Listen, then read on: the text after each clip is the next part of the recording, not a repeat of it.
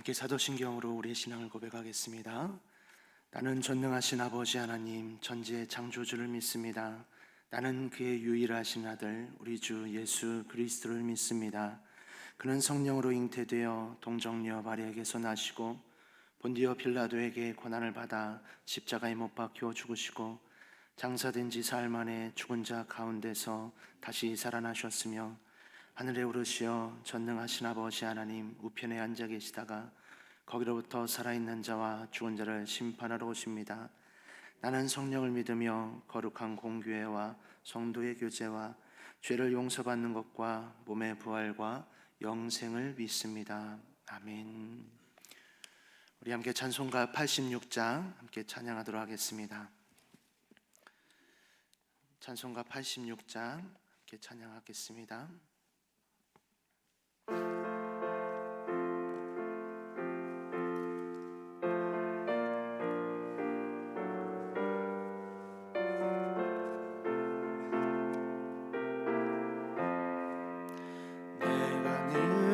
의지하는 예수 나의 상처 입은 심령을 불쌍하게 여기사 위로하여 주시니 미쁘신 나의 좋은 친구 내가 의지하는 예수 나의 사모하는 친구 나의 기도 들으사 응답하여 주시니 미쁘신 나의 좋은 친구 주의 손 의지하고 살 때 나를 해할 자가 없도다 주님 나의 마음을 크게 위로하시니 미쁘신 나의 좋은 친구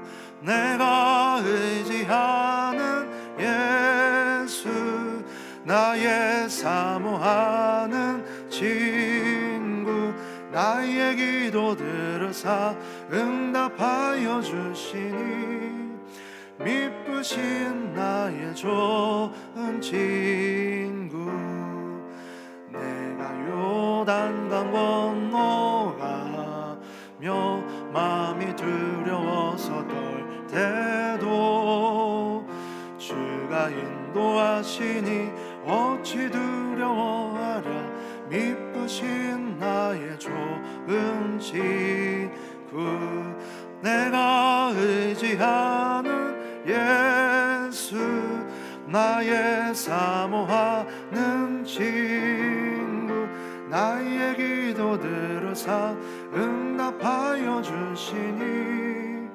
미쁘신 나의 좋은 친구 이웃 천국에 올라가서 모든 성도들과 다 함께 우리들을 구하신 주를 찬양하리라 미쁘신 나의 좋은 친구 내가 의지하는 예수 나의 사모하는 친구 나의 기도 들으사 응답하여 주시니 미쁘신 나의 좋은 친구 기도하겠습니다. 참 좋으신 하나님 감사합니다. 이 월요 새벽에 하나님 성소로 우리를 인도하시고 우리를 깨워주시니 감사합니다. 이 시간 주님 앞에 나와 예배하게 하시고 하나님의 말씀을 청종할 수 있도록 하나님의 말씀을 귀 기울이게 하시니 또한 감사합니다. 이 시간 주님 앞에 부활 헌금으로 선교 헌금으로 일천번제 예물로 10의 1조로 하나님 앞에 준비된 예물을 구별하여 드립니다. 드린 손길이 하나님 축복하여 주시고 하나님 역사하여 주시옵소서. 더욱더 그 가정이 그의 신앙이 그의 일생이 하나님 앞에 더욱더 보존되어지고 흠없게 보존되어질 수 있는 귀하고 복된 가정 되어지고 귀한 인생 되어질 수 있도록 축복하여 주시옵소서. 하나님 이 시간 주의 종이 말씀 들고 단위에 섰습니다. 부족한 거 가리워 주시고 하나님의 말씀이 살아온 동력 있게 성도의 심령 가운데 하루 가운데 역사되어질 수 있도록 인도하여 주시옵소서. 우리 주 예수 그리스도 이름으로 기도합니다. 아멘. 오늘 우리에게 주시는 하나님의 말씀은 출애굽기 1장 1절에서 14절까지의 말씀입니다. 출애굽기 1장 1절에서 14절까지의 말씀 다 함께 한 목소리로 합독하도록 하겠습니다. 출애굽기 1장 1절에서 14절까지의 말씀 다 함께 한 목소리 합독하겠습니다. 야곱과 함께 각각 자기 가족을 데리고 애굽에 이른 이스라엘 아들들의 이름은 이러하니 르우벤과 시므온과 레위와 유다와 이사갈과 스불론과 베냐민과 단과 납달리와 갓과 아세리요 야곱의 허리에서 나온 사람이 모두 70이요 요셉은 애굽에 있었더라. 요셉과 그의 모든 형제와 그 시대의 사람은 다 죽었고 이스라엘 자손은 생육하고 불어나 번성하고 매우 강하여 온 땅에 가득하게 되었더라. 요셉을 알지 못하는 새 왕이 일어나 애굽을 다스리더니 그가 그 백성에게 이르되 이 백성 이스라엘 자손이 우리보다 많고 강하도다. 자 우리가 그들에게 대하여 지혜롭게 하자. 두렵건대 그들이 더 많게 되면 전쟁이 일어날 때 우리 대적과 합하여 우리와 싸우고 이 땅에서 나갈까 하노라 하고 감독들을 그들 위에 세우고 그들에게 무거운 짐을 지워 괴롭게 하여 그들에게 바로를 위하여 국고성 비돔과 람셋을 건축하게 하니라. 그러나 학대를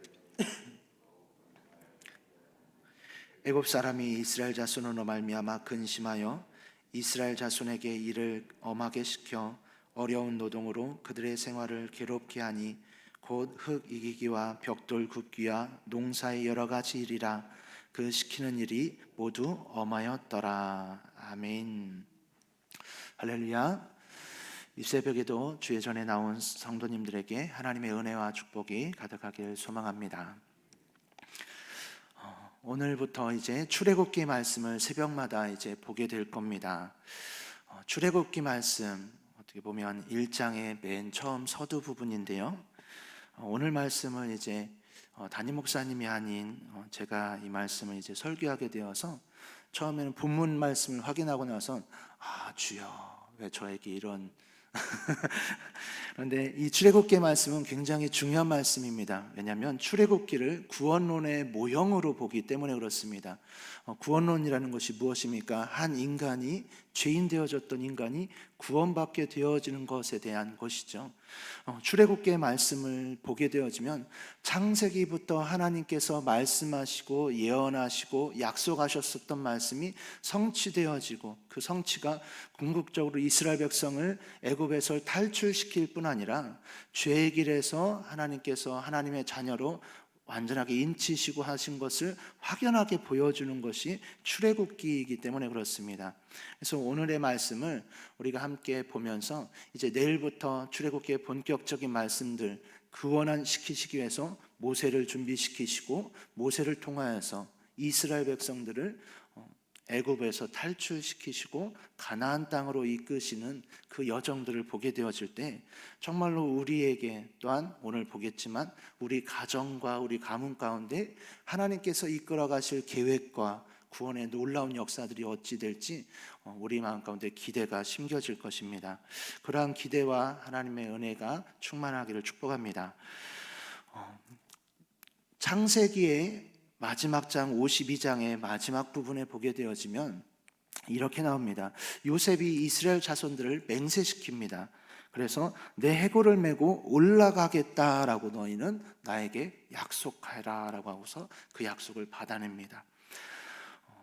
요셉, 하나님께서 이스라엘 백성은 애굽으로 이주시키는 데 있어서 가장 핵심적인 임무를 하고 그 당대 애굽뿐 아니라 이스라엘 민족을 구원시키신 하나님의 역사 가운데 이끈 지도자가 요셉이죠. 그 요셉이 이스라엘 자손들로 하여금 나의 해골을 메고 나에게 약속해 주신 또한 나의 선조에게 약속해 주신 가나안 땅으로 적과 꿀이 흐르는 땅으로 나의 해골을 메고 갈 것을 너희가 약조해라, 약속해라 라고 하고서는 말씀이 끝나게 되어집니다. 그리고 나서 마지막 26절에 이렇게 합니다. 요셉이 110세의 죽음에 그들이 그의 몸에 향재료를 넣고 애굽에서 입관하였더라. 이제 요셉의 죽은 이야기로 창세기가 끝나고 나서 이제 출애굽기 1장 1절이 시작이 됩니다. 1장 1절 말씀 우리 한 번 더 같이 한번 읽어보겠습니다. 1절입니다. 야곱과 함께 각각 자기 민족 가족을 데리고 애굽에 이른 이스라엘 아들들의 이름은 이러하니. 야곱과 함께 애굽으로 이스라엘 민족 즉 자손들이 약 70명이 이주하게 되어집니다. 그러면서 야곱과 함께 나온 각각의 가족들 즉 12아들들이 이제 각 가족들을 이루게 되어진 것을 볼 수 있죠. 그러면서 2절부터 4절까지 루벤, 시므온, 레위, 유다, 이사갈, 스불론, 베냐민, 단, 납달리, 갓, 아셀 이러면서 그의 아들들 11명의 아들들이 이름이 쓰여져 있습니다. 그러면서 5절에 이렇게 표현합니다. 야곱의 허리에서 나온 사람이 모두 70이요 요셉은 애굽에 있었더라. 야곱의 허리에서 나왔다라는 것은 그 가운데서 야곱의 후손이라는 것을 일컫죠. 그런데 이 말씀 속에서 허리를 지칭하는 말을 자세히 보게 되어지면 허리의 히브리 말씀을 보게 되어지면 생식기 또는 환도뼈, 넓적다리라는 말을 쓰여질 때의 단어입니다. 환도뼈 하면 어떤 사건이 생각나시죠? 그렇죠. 야복강 나루터에서 그 가운데 하나님과 씨름하다가 환도뼈가 부러졌었던 야곱이죠. 그 단어를 썼어요. 왜 굳이 야곱의 환도뼈에서 허리에서 나온 사람이 모두 70이요라고 했을까요? 이후에 나오는 말씀을 보면 알겠지만 하나님께서 아브라함에게 약속하셨던 너는 너의 본토 친척 아비 집을 떠나 내가 내게 지시할 땅으로 가라 내가 너로 큰 민족을 이루고 라고 말씀해 주셨던 그 언약이 성취되어지는 것을 볼 수 있습니다. 그래서 야곱의 환도뼈를 부러뜨리면서 하나님과 씨름하다가 결국에 건너가고 그러고 나서 있었던 일들 이후에 있었던 그의 자녀가 70이지만 그 다음 구절과 그 다음 구절에서 쭉 펼쳐지는 이후에 펼쳐지는 이스라엘 민족의 수는 하나님이 약속하신 대로 생육하고 번성하여 땅에 충만케 되어진 언약의 성취되어짐을 볼 수가 있습니다. 우리가 보게 되어질 때 민수기서의 말씀을 보게 되면 가나안 땅에 들어가기 직전에 이스라엘 백성들을 계수하게 되어지죠. 그랬더니 그 민족의 수가 장정만 60만 3,550명이 집계가 되어집니다. 장정만 60만 3천 명이라고 한다면 이스라엘 민족의 수가 장정만 그 가운데 가나안 땅에 들어갔겠습니까? 아니죠. 장정의 부모 그리고 장정의 자녀들 그리고 장정만 있을 뿐 아니라 자녀를 낳기 위해서 누가 필요하죠? 그렇죠. 아내가 필요하죠. 그냥 한 명만 낳았다고 하고 부모님이 있고 아내가 있고 라고 따져만 봐도 240만 명이 넘는 이스라엘 민족이라는 것이죠. 70명이 애굽에서 그 가운데서 시작되어진 민족, 그 민족이 200만 명이 넘는 이스라엘 민족이 되어진 것을 보게 되어지면 7절에 나온 말씀과 같이 이스라엘 자손은 생육하고 불어나 번성하고 매우 강하여 온 땅에 가득하게 되었더라라는 하나님의 말씀대로 하나님의 약속이 성취되어진 것을 봅니다. 우리가 잘 알다시피 아브라함에게 약속하셨었던 모래알과 같이 저 무별과 같이 온 땅에 너의 자손이 가득하리라 라고 했었던 그 말씀이 처음 이삭을 낳았을 때는 보였을까요? 안 보였겠죠. 야곱과 에서가 태어났을 때 보였을까요? 안 보였겠죠. 또한 야곱이 이 12아들들을 낳았을 때도 보였을까요? 안 보였을 겁니다. 오히려 자신이 사랑하던 요셉이 죽은 것을 보면서 옷을 찢고 애통했었던 자였죠.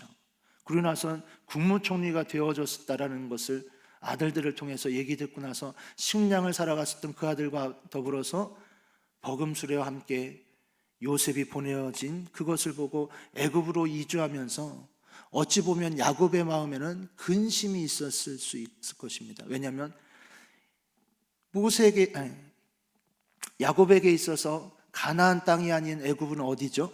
이방 나라죠. 하나님을 섬기지 않는 이방 나라입니다. 그러나 그곳에 간다라는 것 속에서 약속하신 하늘의 무별과 바다의 수많은 모래와 같은 것을 상상할 수 없는 것이죠. 하지만 하나님의 계획하심과 하나님께서 말씀하신 언약과 약속은 성취되어집니다. 우리 5절과 6절, 7절까지 다시 한번 더 읽어보겠습니다. 5절입니다. 야곱의 허리에서 나온 사람이 모두 70이요 요셉은 애굽에 있었더라. 요셉과 그의 모든 형제와 그 시대의 사람은 다 죽었고 이스라엘 자손은 생육하고 불어나 번성하고 매우 강하여 온 땅에 충만하게 되었더라. 아멘. 저희 가정은 이제 삼형제입니다. 저는 삼형제 중에 막내인데요. 저희 본가 집안에는 믿는 가정이 한 집도 없었습니다. 고모네 가정이 3가정이 있었고 작은 아버지 가정이 2가정이 있어서 6남매 가정이 아버지 형제가 6남매였었는데요. 한 가정도 저희 집 빼고는 믿는 집안이 없는 것이에요.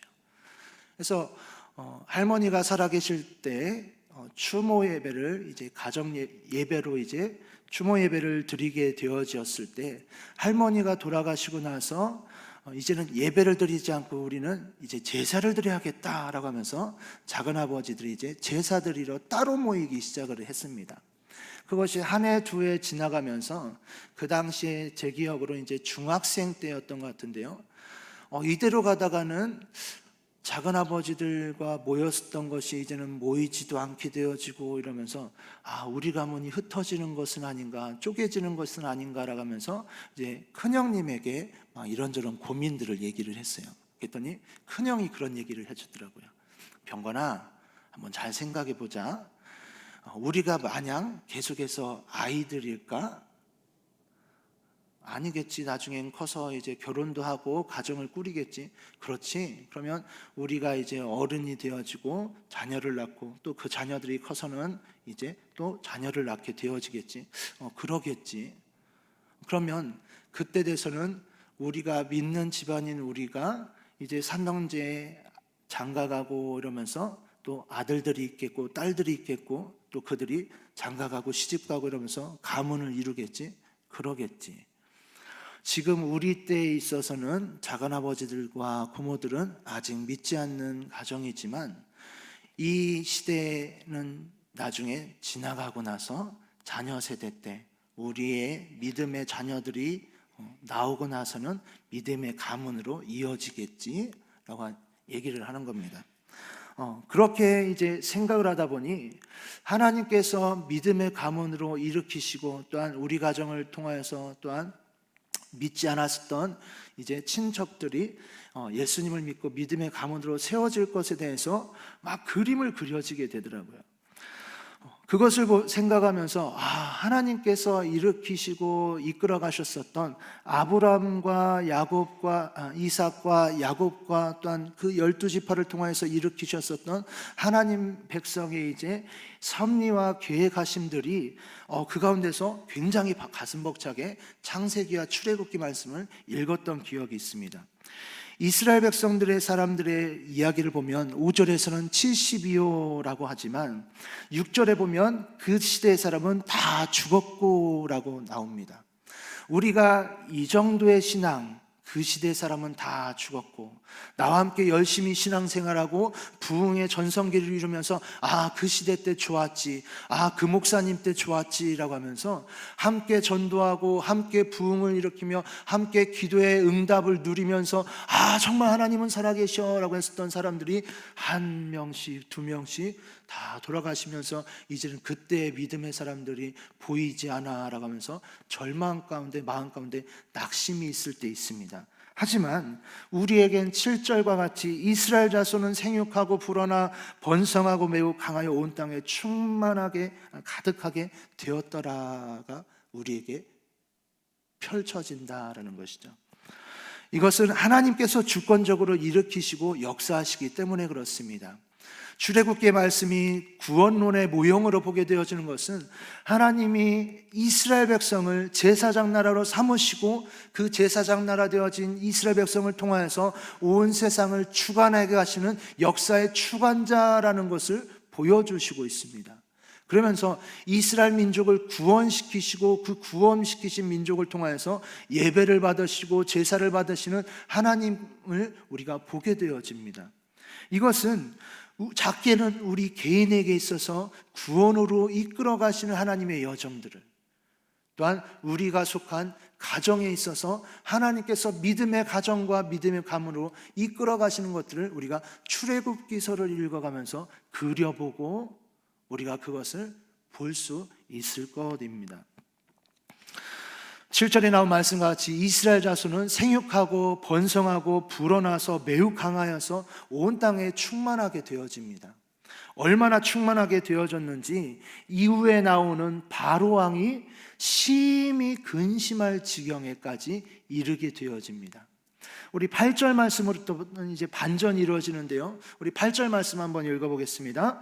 요셉을 알지 못하는 새 왕이 일어나 애굽을 다스리더니, 이 8절의 말씀은 굉장히 중요한 것을 시사하는데요.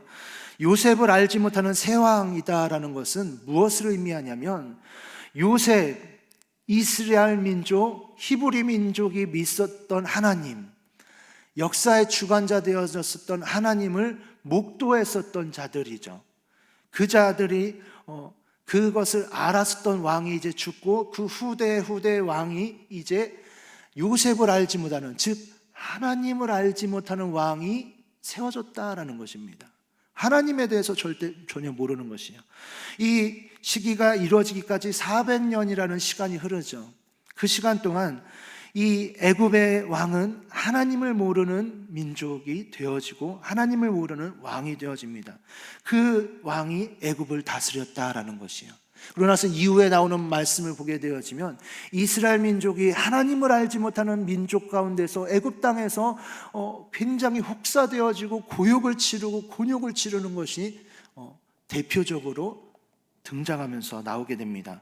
10절 말씀 한번 읽어보겠습니다. 자, 우리가 그들에게 대하여 지혜롭게 하자.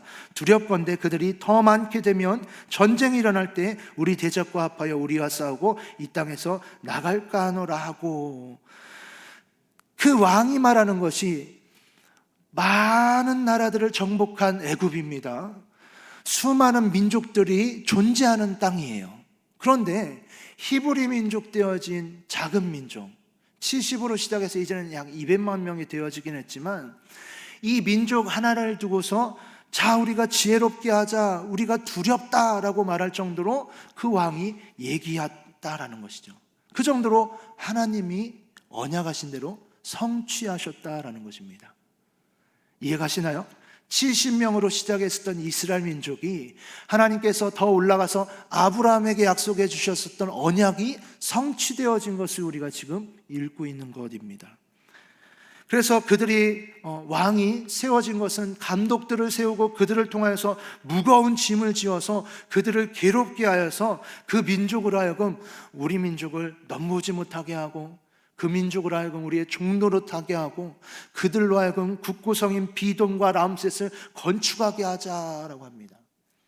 이집트 저도 여러 번 가봤습니다. 인터넷으로요. 인터넷 사진으로 여러 번 보았는데요. 네, 피라미드 으리으리 하더라고요. 피라미드 옆에 사람이 서 있는 거 보셨습니까? 굉장하죠. 우리나라의 63빌딩, 네, 저리 가라죠.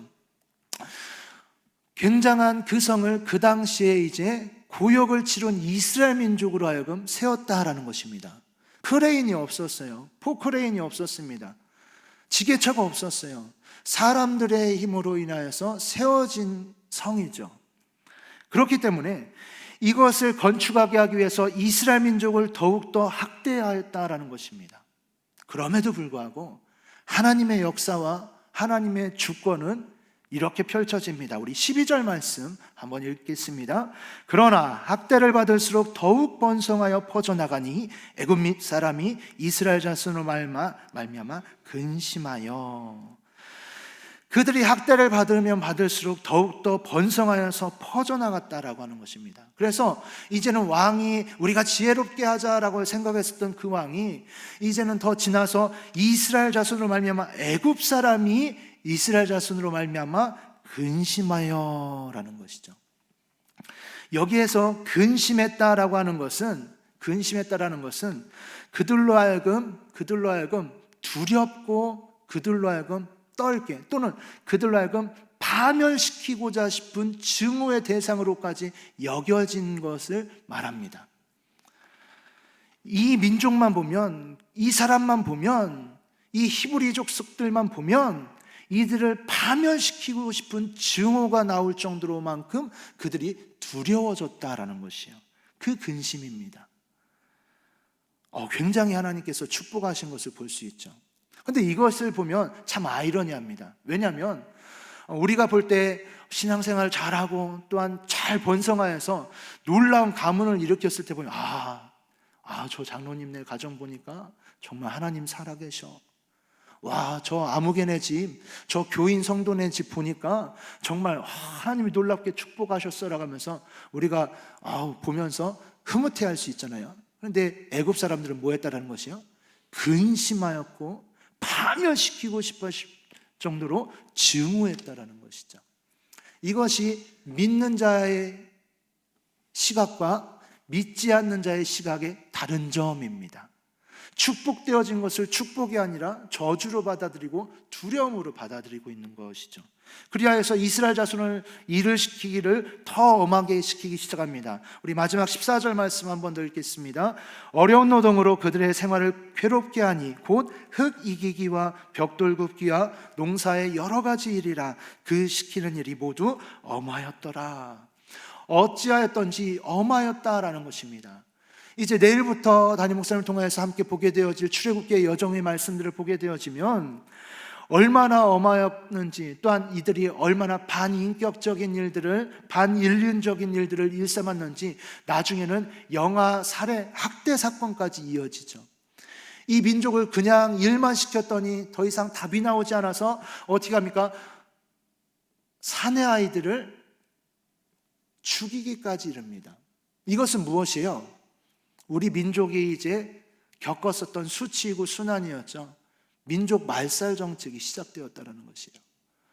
물론 그 속에서 하나님께서 일으키시는 한 아이, 모세라는 자를 태어나는 과정부터 시작해서 하나님이 어떻게 이끌어 가시고 준비시키셔서 이스라엘 백성을 이끌어 가시는지를 볼 수 있습니다. 그런데 그들이 그 정도로 그렇게 학대당하고 괴로움을 당하였다라는 것이죠.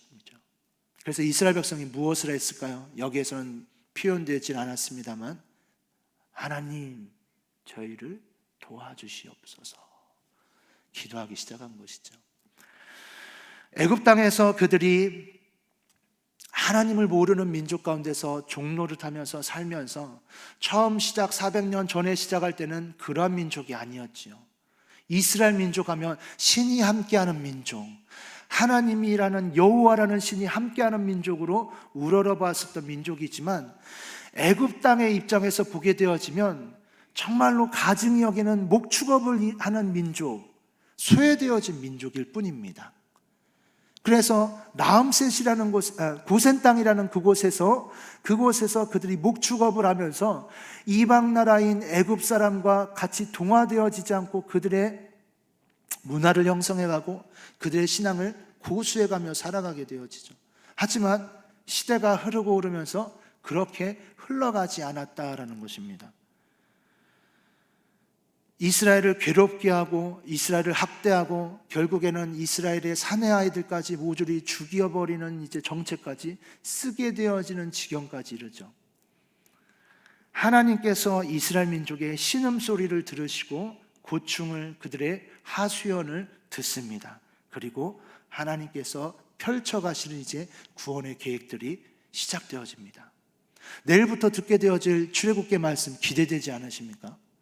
하나님께서 이끌어 가시는 그 여정들 이것은 스펙타클하면서 굉장히 하나님 역시 놀랍다가 절로 나오게 되어질 것입니다.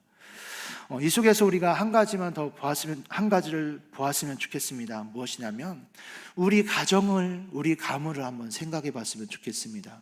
혹시나 나는 그래도 하나님 앞에 바로 서고 신앙대로 살고자, 축복의 가문 되고자 열심히 해왔는데 이제 나의 연수가 내가 아무리 생각해봐도 얼마 남은 것 같지 않고, 혹시나 그러신 분이 계십니까? 그러면 5절과 6절과 7절의 말씀을 한번 묵상해 보시기 바랍니다. 그 시대의 사람은 다 죽었고, 그러나 하나님께서 이스라엘 자손은 생육하고 번성하고 불어나 번성하고 매우 강하여 온 땅에 가득하게 되었더라. 하나님께서 나의 기도와 나의 눈물로 심었었던 것, 내가 하나님 앞에 그 가운데 자녀들에게 일컬었었던 것, 그 신앙의 계승들이 이어질 것들을 바라보시면서 기도했으면 좋겠습니다. 연세하신 성도님들에게 위해서 기도할 때, 또한 권면할 때 그런 기도를 해요. 무엇이냐면, 성도님은 이 땅 가운데서 기도하시지만 나중엔 돌아가시겠지만, 성도님이 기도하시고 심었던 그것은 자녀들이, 손들이 이제 그 열매를 따먹으면서 그 축복을 누리게 될 것입니다.